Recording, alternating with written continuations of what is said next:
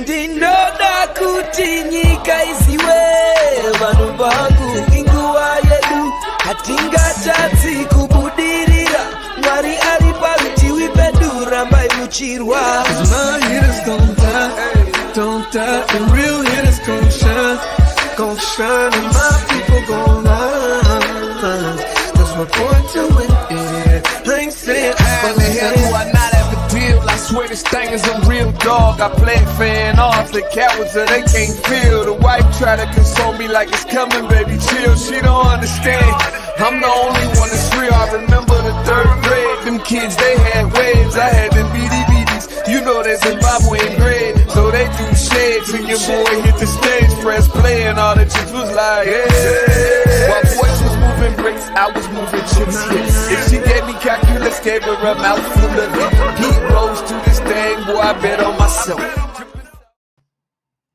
Grand Rising, everybody. Welcome to the Day with Trae. I'm your host, Trae Holiday, and I got a family-filled Friday for y'all today. It is going to be an amazing show. I'm so excited. I get to talk to a mother-daughter duo, dynamic duo, doing business together. Teresa and Jade Jordan are in the building to tell us all about Blackout Accessories, how they started, what's their journey, why they create what they do. So excited that they are here to share their story with us. And we're going to be following up with my girl, Cynthia Bro. That's right. Vanishing Seattle is in the building with another Vanishing Seattle segment. Our first one for season 2 on the Day with Trae. So excited that Cindy is here to be giving us all of the deets on what's going on. Cynthia is going to be leading us through so many places that unfortunately have vanished, but we always end with a shining star, somewhere that we can still celebrate our culture, our oneness, our togetherness, us being in Seattle and beyond. So I'm so excited that she's here to share all of that with us.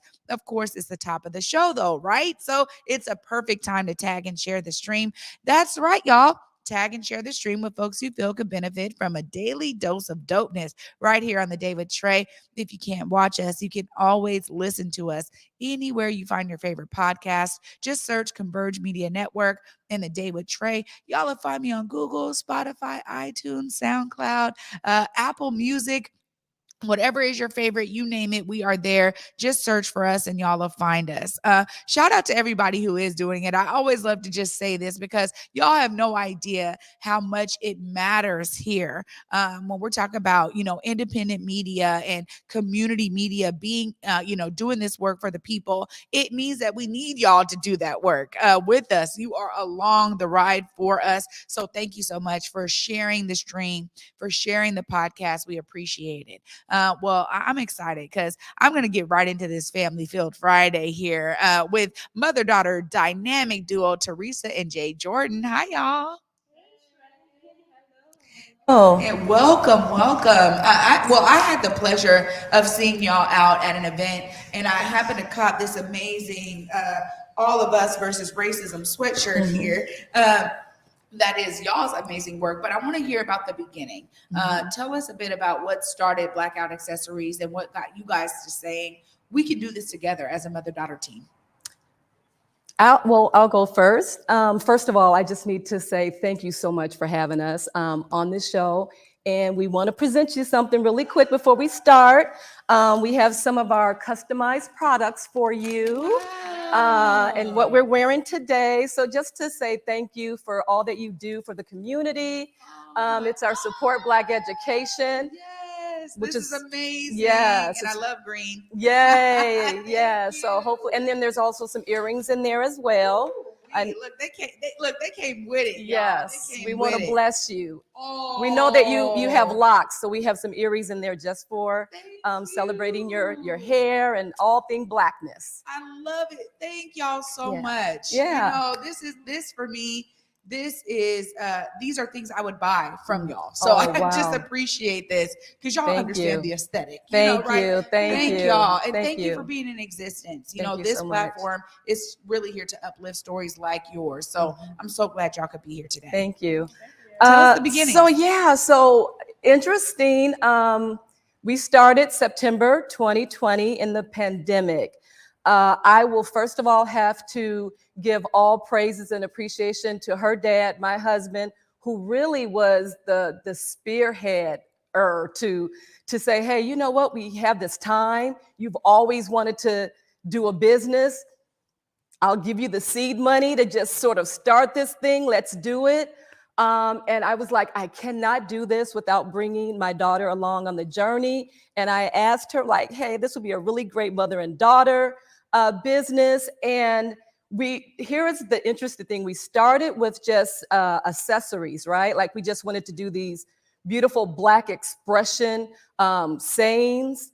And then we just wanted to do like our tote bags.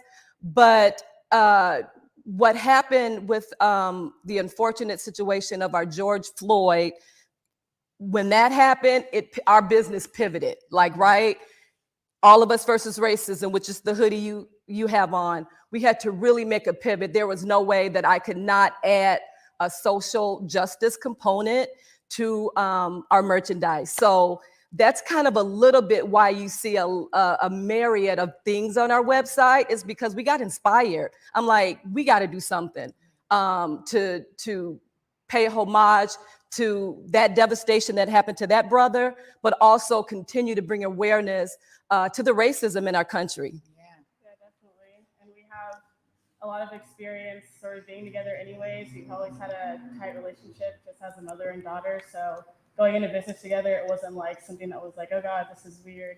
But it's something that just felt natural, just having a family-led run business. Well, I'll tell you this, it's totally inspiring to me. I agree. I think we definitely need these messages out there. Mm-hmm. And I'm someone who, my audience and folks have heard me say it all the time, that, I love wearing myself in my clothing, right? So when I show up, this represents what I'm all about anyway, right? There is a collective nature that we have to take against racism and oppression. It isn't just the work for those who are oppressed. Right. It isn't just the work for those who have been historically marginalized, as they look to say, right? It's really the work of us all. And so this spoke volumes to me. I also love mustard color. So, it really worked for me. Oh, we're going to break real quick and fix some technical issues, y'all. We'll be right back. Pacific Northwest Ballet unveils Giselle, ballet's classic tale of romance, betrayal, and immortal love. The New York Times calls it a triumph, comparable to an epic film. This stunning production is touched by magic.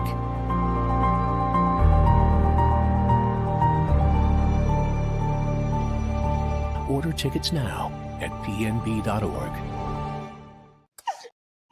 Shout out to our director, Cuddy Curtis Delgado, always making sure that our tech is right. We want to make sure we hear everybody in this interview. But as I was saying, it's so important for these messages to be alive and well. Tell us a bit, because there's a lot of different companies. How do you all stay connected to the community and make sure that folks know about your business? What is some of the strategies you use to market Blackout Accessories? Yeah, we started off by just having a social media platform because we figured everyone has social media. So that's a good way to stay in contact. But we also realized that wasn't enough. You have to find a way to keep the engagements up, or like find ways to reach out to new people. And so we just sort of brainstormed, like, how do we reach out to new people? And something that we started doing was attending a lot of vendor events. And so those are super popular, especially in the summer, because I feel like Seattle just comes alive in the summer. People just come out of their houses and underground. But yeah, so we just go to different vending events and just are networking with the other vendors that are there as well, just because we know that not only is it important to support our business, but also all the other small businesses that just have so much talent and deserve so much recognition. So just creating engagement around that way has been super, super helpful for our audience. Yeah. And it's one of the things that I think I love seeing, because as somebody who's helped to plan those events, our whole goal with so many of the, especially Black marketplaces where we just have a ton of vendors coming, is that if people are coming already to gather, well, how can we elevate their experience by now connecting with businesses like yourselves? When I think about the name Blackout Accessories, I got to ask, I absolutely adore it. First off, I'm like, yes, but tell me a bit about what created the name. I'm gonna let Jade handle that. Only thing I would say about the name, that it had to have the word Black in it. Yeah. I was passionate about Black. I wanted something different, something edgy. And of course, we sell accessories, but she has a different take on the out part of it. Yeah, as far as the blackout portion of it, I'm not sure if you're familiar with, especially on social media, there was trends going around like blackout day or like blackout social media where, for example, like on a day that the community decides people would post selfies or like repost like selfies of Black people or Black artists or Black content creators. And so the idea of just having a blackout for our, like in our name, because we wanted Black, do accessories. I was like, oh, that's kind of perfect, having like a blackout accessories, because we have like our Afrocentric earrings, our Afrocentric bags and totes. And so I just felt that was a good staple.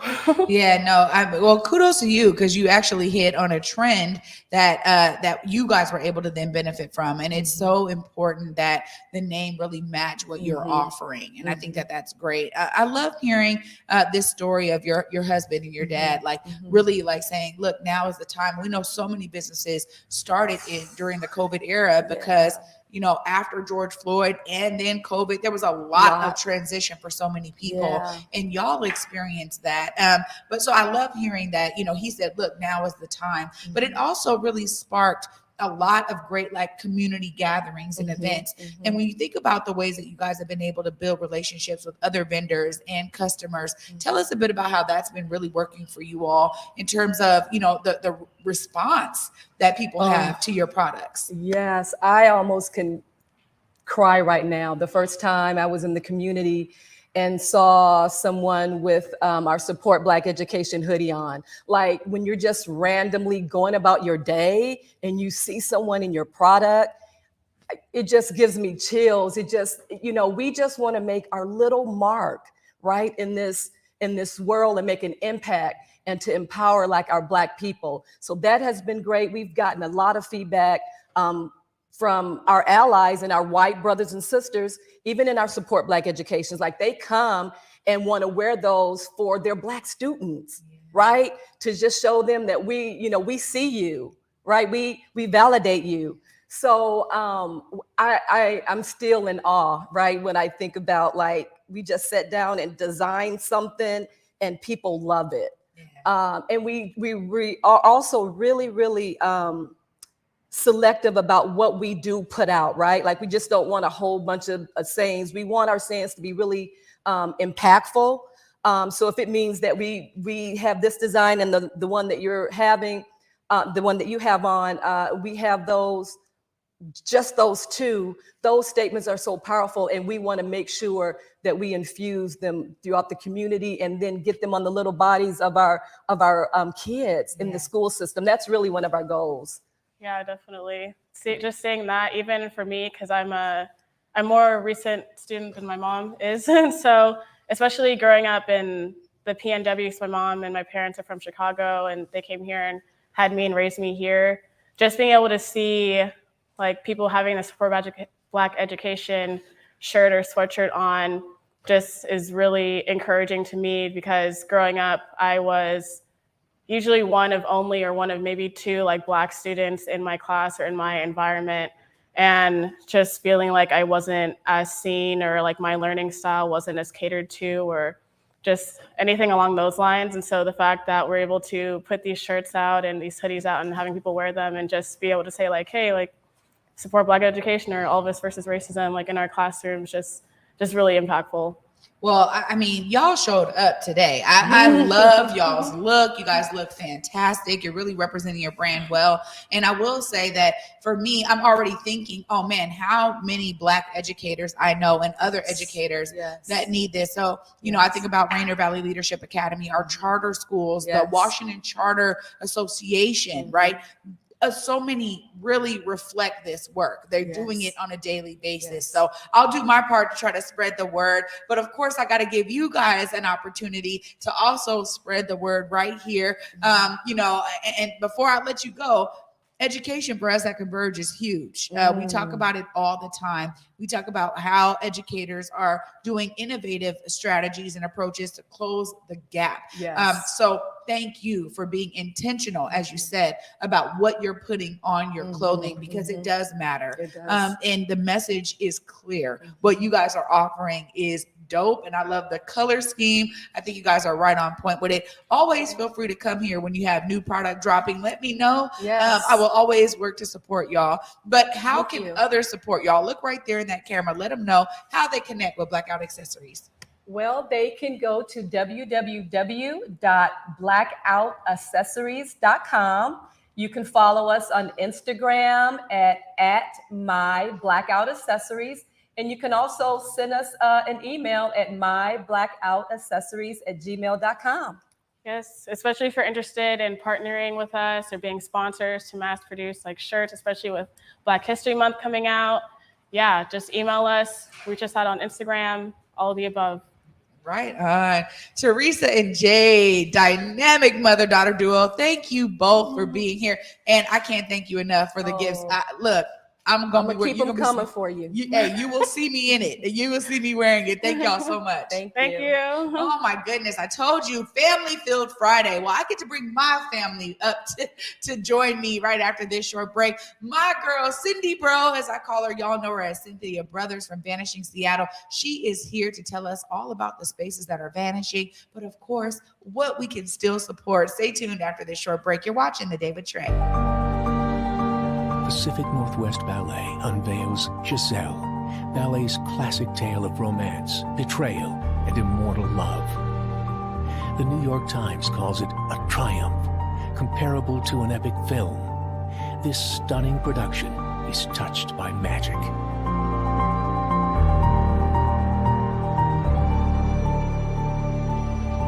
Order tickets now at pnb.org. Will you marry me, baby? Yeah. Let me put this on you. What's up, everybody? It's your girl, Trae Holiday. We're bringing back Black Love When We Met. That's right. We need something to warm all of our hearts and to elevate love once again in our communities. We want y'all to go to whereweconverge.com/Black Love so y'all can nominate your favorite couple for the next rendition of this show with me as the host. Let me sit down and have them on my couch and share how their love can inspire us all. Make sure y'all go and get your nominations in today and be on the lookout for Black Love When We Met coming at you on Converge Media very soon.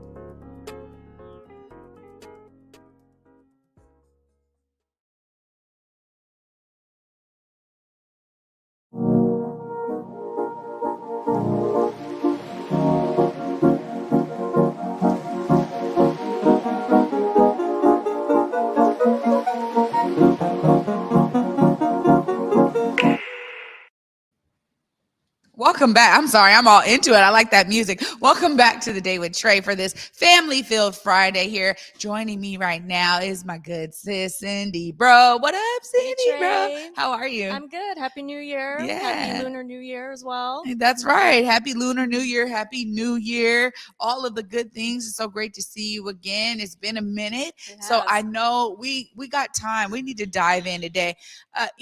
Tell us about what unfortunately is vanishing. We have a lot of things to cover. I know you're going to tap a little bit more on some, but it looks like there's quite a bit out there that's shut down, unfortunately. Yeah. And I think I haven't talked to you since or been on here since November. And unfortunately, there's been a lot of closings over the past month and a lot of announcements of closings to come. So yeah, I thought I'd approach it a little bit differently this time by trying to group them together. Yeah. Because there's just been so many, especially with music and performance venues. There's been like 7 or 8 that have either closed since December or announced that they're going to be closing in the next couple months. Wow. So one that I'll talk about that closed in December is a place called Ronette's Psychedelic Sock Hop that was on Leary Way. And that was only open for less than a year, but it was owned by folks in the music industry, people in the community, and they hosted a lot of bands and live music, a lot of DJ nights, music across all genres. just a lot of different events. And I feel like even though it was kind of short-lived, it felt very supportive of the local arts and music scene and felt very old Seattle. It had a really popular like 60s dance night called Boots that drew a big crowd. So I know that yeah, it does feel like there's a hole left in the music community after they left, and a lot of people are going to miss that spot, including myself. It was a good vibe. Yeah. Well, I'll say, it's a tough one when you have a newer venue and people are just getting used to it, and then bam, it's already gone. That's kind of, it hits hard because honestly, people get excited about new venues when they open up. So that's unfortunate. I never even got to go to Ronettes. Yeah, it was kind of sudden. It seemed like a surprise, but hopefully, I don't know. Hopefully, those folks will start something up down the road. That's my hope, at least. What else we got? Yeah, so another spot I want to talk about is Hotel Albatross. That was on Market Street in kind of downtown Ballard. They were around for about 7 or 8 years, and this was another one that was pretty sudden, and it was kind of like a popular spot, especially for folks going out in Ballard. They booked a lot of local music. Again, DJ nights, drag bingo, karaoke, fundraisers, burlesque, like all sorts of different types of arts and performance. And they closed on New Year's Eve. And yeah, it was kind of a surprise to a lot of folks. And I think people were pretty heartbroken about the loss of that space. Well, also too, when you think about spaces that can host those kinds of events, it's few and far between, honestly. And so, you end up developing a real specific crowd oftentimes that's looking for those kinds of events. And then it's like, oh man, we got to find a new place to, have these kinds of gatherings. It's unfortunate. And it's, good grief, Seattle. Can we just stop with the crazy rents? Because we know a lot of times that's the issue with these spaces. And unfortunately, when they don't get to announce beforehand to give people that kind of heads up, like, hey, yo, or come out and like celebrate all of our, years of opening and all the things we've done in the community, it's like a huge loss. So, man, it's sad to hear that they just kind of went really quickly like that. Yeah, and I think especially like with venues that tend to be like smaller, mid-size, more accessible, like they do support a lot of local musicians and performers. And so they're supporting this local ecosystem that, everyone needs to get a start somewhere. Like maybe not everyone can start out and then play at Numos or play at Showbox or these other venues. So, and then, allowing for a lot of different types of performance or, type of music, I think is really another important part of just like supporting and nurturing the ecosystem. So when those type of venues go away, I think it does have an impact and a ripple effect just on like the overall health of our culture. Yeah, absolutely. I agree with you 100%. And there's some other venues too. I'm just to kind of like name them quickly. The other ones that have closed or announced that they're closing soon. So Victory Lounge on East Lake closed New Year's Eve. I think I talked about them last time I was here. They in some form have been around for 25 years and lost their space because of basically being displaced by development. Cafe Nordo in Pioneer Square, also a performance space, closed in December. And their building's up for sale, but they're also having to look for a space to accommodate bigger crowds. So hopefully they'll be able to find a new place and reopen at some point. Drunkies and White Center's likely closing at the end of the month. They've always put on shows as well. Bar House in Fremont, they're losing their downstairs space where they've had shows, so we'll no longer be able to put on live music. The Kraken on the Ave, long time kind of punk mainstay. Their building got bought by a developer who wants them out. They're going to close in early March. And the Lo-Fi, which has been there for about 20 years and shares a building, shares a building with Victory and Black Lodge. They announced they're probably going to close in April, and that's also due to development. So Okay, well, it's a lot. let me just say this. Before Lo-Fi is closed, you and Yes. you've got to tell me when we can go to Lo-Fi. All right, yeah, we're going to pick a night. when I looked at the list today, Cindy, I said, oh man, not Lo-Fi. Now, Mhm. I'm familiar with Lo-Fi. I'm going to go there. I remember they used to have some real specific like 90s hip hop Yeah, nights. Snap. And like, Mhm. yeah, like it was a vibe in Yeah. there. And not only that, the one thing I will say about spaces like this is that you go to a certain event and you end up running into people you haven't seen in such a long Mhm. time, because like, okay, this music is drawing us all to come out and just vibe out. So okay, Yeah. you and I, All we've right. got to go before they close. I'm Let's glad choose to a know date. it's not all the way shut down yet, because that one touched me deeply. Yeah, we have a bit of time. And again, like they have so many different types of music nights. Like they have the Snap 90s dance party, they have Sorted, like a Britpop night, which is having their very last one after like 18 years tonight. Wow. I think Emerald City Soul Club either got their start there or has like that's been their home for a long time. They had their last night, and they also have live music. Like my band played there back in the day, so it's really a place where. Oh, and they also have when Rebar closed, they got a lot of the interior and the decorations and the furnishings and put it into Lo-Fi, so it has a bit of that Rebar vibe, and it's really impossible to replicate. And I mean, there's also been some music venues opening, which is great, like the Rabbit Box in Pike Place Market and the old Can space and the Patty Summers Cabaret space. They open in November, which is great, awesome and wonderful. But I think right now we're seeing like a net loss of music and arts venues, which is really heartbreaking, because I think that's just really the backbone of Seattle. Yeah.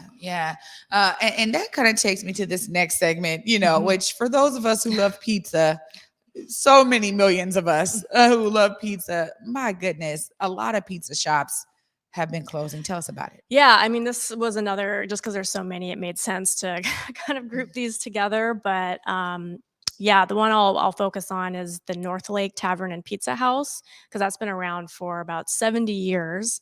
Opened in 1953 by Evelyn and Herb Friedman, and it's now under the ownership of Abdullah, who's its third owner. And he started as a chef in 1981, and then for the past few years has been the owner and general manager. And he says that he's 70 years old. He's going to retire to take care of some health issues. But I mean, it's really, North Lake is one of these kind of iconic Seattle spaces, especially for folks connected to UW or who live in the area. So students, alumni, families, athletes, a lot of people have been going there for their whole lives. So it's very intergenerational crowd, very kind of like throwback old school, like pizza dive vibe, lots of neon beer signs, really cozy booths. The walls are covered with pizza themed cartoons from David Horsey, who's a UW alum and a Pulitzer Prize winning political cartoonist. And yeah, they're just also really known for their unique pizza. It's like thick crust, like weighs 6 pounds. It's more like a casserole with a crust. So yeah, I think a lot of folks are kind of heartbroken about that. Everyone's trying to go before they close. I mean, there's some good news to it. So Big Mario's, which is a local mini pizza chain, they're going to be taking over, and they said they're going to retain a lot of the memorabilia and the decor and the vibe, and offered to keep on the employees as well, one of whom has been there for 26 years. But they are bringing in their own pizza, which is New York thin crust style. So I know a lot of folks are going to miss that North Lake pizza, because I can't even think of any other place in Seattle that has that type of pizza. So if you can get in there before they close, and also happy retirement to Abdullah. They're going to have a big send-off party for him on January 31st, which is their last day. Wow. I mean, 70 years, Mhm. it would actually behoove Mario's to say, you know what, we're going to do at least one, classic. So people Right. understand like, hey, we are still connected to North Lake. I get it. It's a recipe thing and all of Mhm. that, and they have their thing, but it would behoove them to say, in this space, we're going to maybe just have one maybe two options, Yeah. right? Like, I'm sure that make a lot of people happy. yeah. Okay. And it looks like there's some other spots in terms of pizza that are gone. Yeah, so Spiro's in West Seattle, their original location, closed in December after 31 years. There's also Central Pizza in the Central District that after 10 years, it's closing on January 27th. And then Pizza Professionals, just down the street here in Pioneer Square. The owner, Mike, he's a character. He's known for like his pride and joy is his pizza, and he tells you it's going to change your life and that it's edible art, and it is. So yeah, he's going to be closing at the end of the month. So he seems like he's pretty bummed about it. Hopefully he'll find a way to reopen somewhere else in the future. But yeah, stop by and give him some love if you can. Oh, goodness. There's always so many things that we have to dive into that are like, oh, they're gut-wrenching, heartbreaking. Sorry. But that's okay. We get to end on a good note. What is still open that we can go and be a patron of their business? Come on, let's end with the light. Yes. So to end on a bright spot, and this was a super popular one when I posted it. People have so much love for this place. It's La Palma Family Mexican Restaurant in Inner Bay, just 1 block south of the Ballard Bridge. That's been around since 1976, and it's owned and operated by Astrid and Pedro Perez. And it's pretty much feels like it's been unchanged for decades. You go in there and it's just, decorated all throughout with really colorful flower pots and parrots and palm trees and pictures of their like lifelong customers celebrating their birthday parties, just like covering the walls. They've got really delicious, like huge portions of Mexican American comfort food and plates. And they're especially known for their gigantic and quite strong margaritas.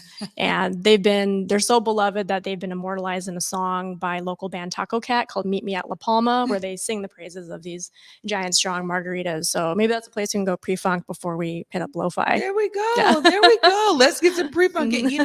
I just always appreciate you staying connected to these stories. And honestly, every time you're on, Cynthia, I think, wow, there's so many cool spots, and it's on us to go and check them out. Like, it's on us to help keep them alive.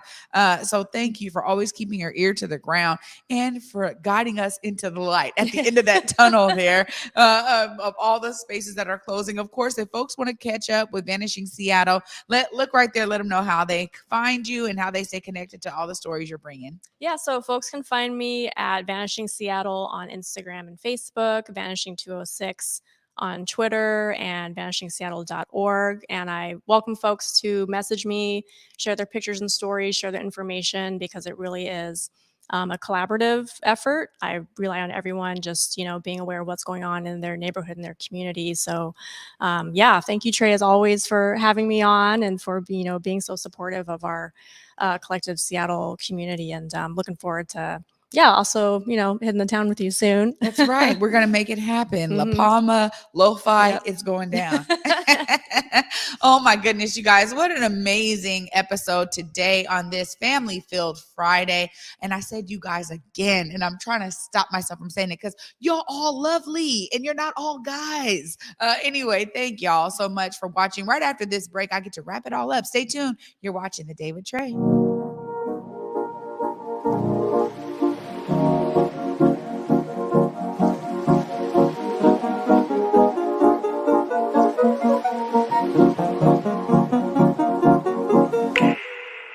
Will you marry me, baby? Yeah. Let me put this on you. What's up, everybody? It's your girl, Trae Holiday. We're bringing back Black Love When We Met. That's right. We need something to warm all of our hearts and to elevate love once again in our communities. We want y'all to go to whereweconverge.com/Black Love so y'all can nominate your favorite couple for the next rendition of this show with me as the host. Let me sit down and have them on my couch and share how their love can inspire us all. Make sure y'all go and get your nominations in today and be on the lookout for Black Love When We Met coming at you on Converge Media very soon.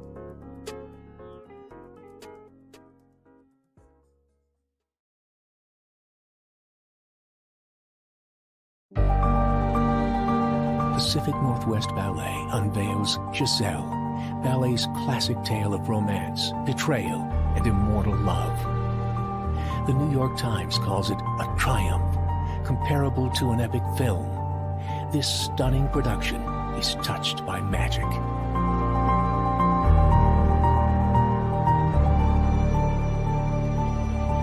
Order tickets now at pnb.org.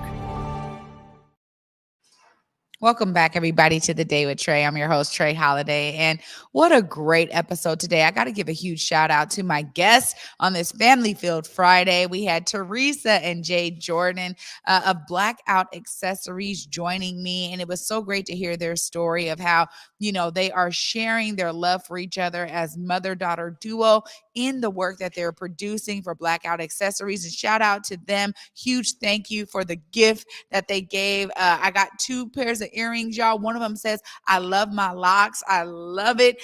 They were so on point. And of course, for the hoodie, I appreciate y'all for being here. And also, of course, big shout out to my girl, Cynthia Brothers of Vanishing Seattle, for being with me today. First Vanishing Seattle segment of season 2, and we had a lot to cover. Make sure you guys go check out La Palma before they close. Go check out Lo-Fi before they close. Try to stay connected to these stories, and let's be great patrons of our city so that we can try to make sure that, as rents rise or new owners come in, that they know that these spots are beloved by all of us. It's on us to show up. And of course, I was inspired by everyone's stories and sharing today. I want y'all to always be inspired when you're watching The Day with Trae to do what? See yourself as a part of the solution, of course. And for me, until Monday, y'all, at 11 a.m. Peace.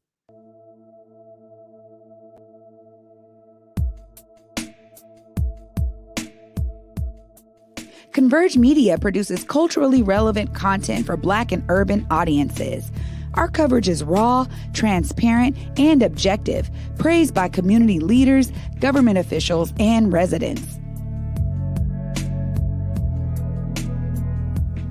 Support Converge Media today via Venmo, Cash App, or PayPal at Converge Media.